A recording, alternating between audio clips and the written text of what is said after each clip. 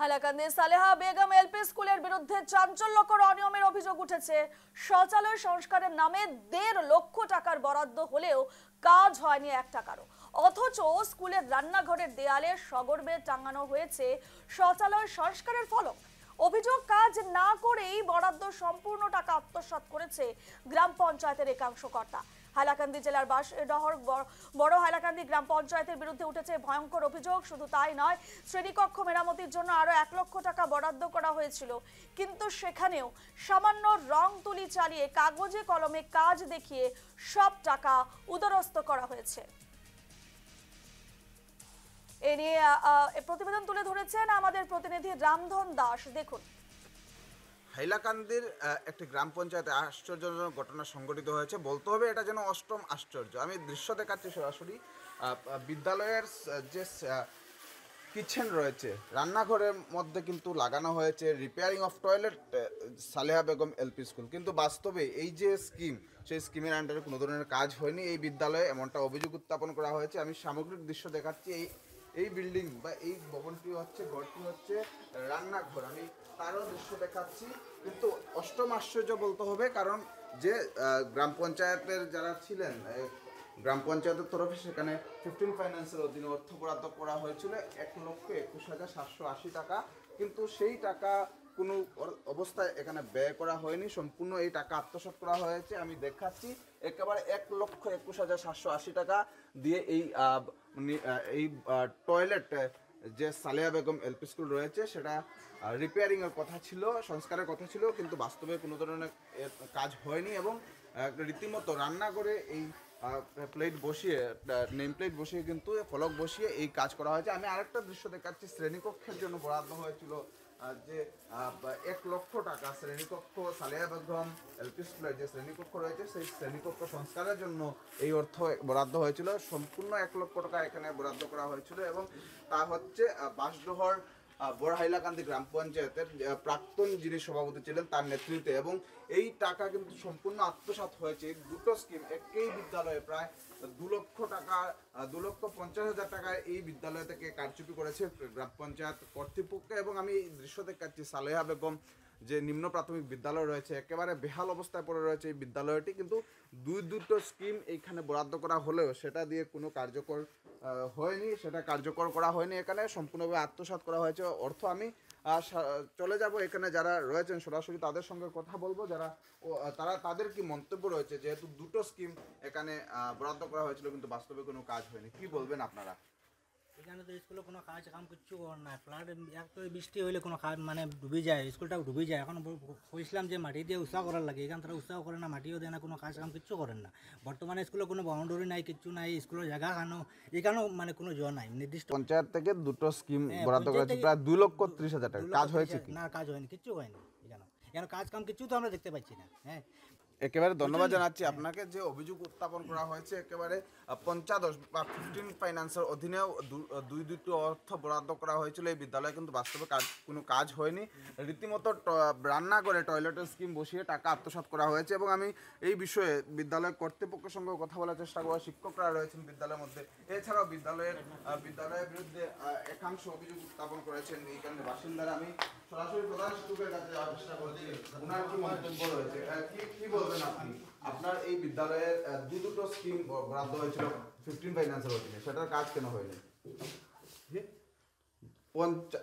আপনার বিদ্যালয়ে সালেহা বেগম যে বিদ্যালয়, আপনি এখানে প্রধান শিক্ষক, আপনার নাম? দুটো স্কিম বরাদ্দ হয়েছে আপনার স্কুলে পঞ্চায়েত থেকে, সেগুলোর কাজ হয়নি কেন?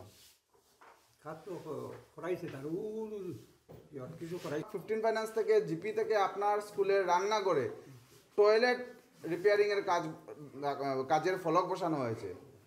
কাজ হয় কি? আপনি বিদ্যালয়ে আপনার ডিপার্টমেন্টকে জানিয়েছেন? অভিযোগ করেছেন কাউকে? কোনো অভিযোগ করেছেন? কাকে করেছেন? কপি আছে আপনার কাছে? আপনি কেমন দিন ধরে এই বিদ্যালয়ে আছেন?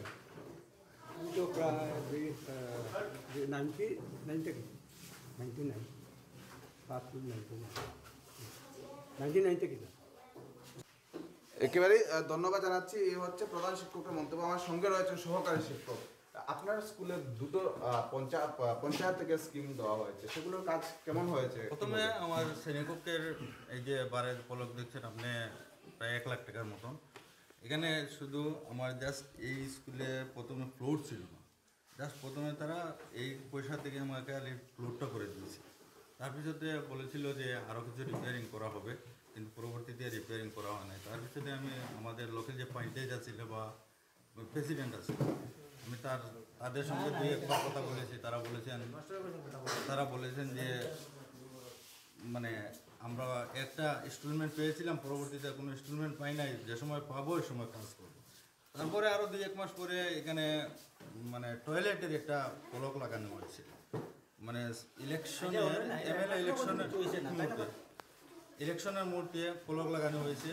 এই ফলক লাগানোর পরে আমি বললাম যে এখানে যে প্রায় আরও 1,25,000-27,000 টাকার মতন, যে এটা কী কাজ হবে, আমাকে কোনো গাইডলাইন দেওয়া পেলে। আমরা এখনো গাইডলাইন পাই নাই, গাইডলাইন যে সময় পাবো আপনাকে দিব। তো আর আপনার টয়লেটের ফলক রান্না করে লাগানো হয়েছে, রান্না করে আছে এটা, মানে তারা জায়গার একটা টয়লেট পাশে তো টয়লেট ছিল, টয়লেট এখন লাগানো হয়নি। এখানেও লাগানো হয় নাই জানি না। আমি একদিন স্কুল রবিবার দিনে লাগানো হয়েছে, আমি পরের দিন এসে দেখছি আর কি। আমাকে কোনো ইনফরমেশন, আপনাদের অনুমতি বিহীনে কাজ হয়েছে, কোনো ইনফরমেশন নাই, বা আমরা কোনো লিখিত কোনো স্কিমও আমরা স্কুল থেকে এই বিষয়ে আপনারা অভিযোগ জানিয়েছেন? মানে আমি লোকাল যে পঞ্চায়েত যে বিভাগীয় কর্তৃপক্ষকে জানিয়েছেন? আমি বলছি আপনাকে, যে সময় লাগানো হয়েছে আমি বলেছিলাম যে এটা পলকে কোনো গাইডলাইন আসেনি, বিনা গাইডলাইনে কোনো পাইনি। আমরা যে সময় পাবো আপনাদেরকে সঙ্গে নিয়ে এটা আমার ব্লক অফিসকে আমি জানিয়েছি। আমি কোনো কপি আছে আপনাদের কাছে? হ্যাঁ, আমি ব্লক অফিসকে জানিয়েছি যে এরকম 2টা পঞ্চায়েত স্কিম আমার এখানে লাগানো হয়েছে, এটার কোনো কাজ। আপনাদের বিরুদ্ধে অভিযোগ আপনাদের যে বাৎসরিক যে স্কুল মেইনটেনেন্সের টাকা আসে সেটা দিয়ে কোনো কাজ করা হয়? এটা তো আমার প্রসিডিং আছে, এসএমসি আছে, আমার যে বাৎসরিক পয়সা আছে। লাস্ট ইয়ার আমি 25,000 টাকা পেয়েছি, আমি কাজ করেছি। এই বছর আমি 12,500 টাকা পেয়েছি, আমি সঙ্গে সঙ্গে ইলেকট্রিক বিল দিয়েছি। এই পর্যন্ত আমার লাস্ট 2 ইয়ার্সে বলছি, এর আগের সবটাই আমার খাতায় আছে বা রেকর্ডে আছে, যেটা আছে এটা পাবেন। আপনারা বিদ্যালয়ে মধ্যাহ্ন ভোজন নিয়মিত চলে না বলে অভিযোগ? নিয়মিত চলে, আমার মধ্যাহ্ন ভোজন রেগুলার চলে। আপনি আমার বাচ্চাদেরকে জিজ্ঞেস করতে পারেন। হ্যাঁ, মানে গত 15-16 দিন থেকে আমার রাঁধুনির কিছু একটা অসুবিধা হচ্ছে। এখানে রাঁধুনি, অ্যামালগেট স্কুল, এখানে 4 জন রাঁধুনি ছিলেন। 1 বছর আগে একজন রাঁধুনি মারা গিয়েছে। আমার স্কুলে এনরোলমেন্ট 55।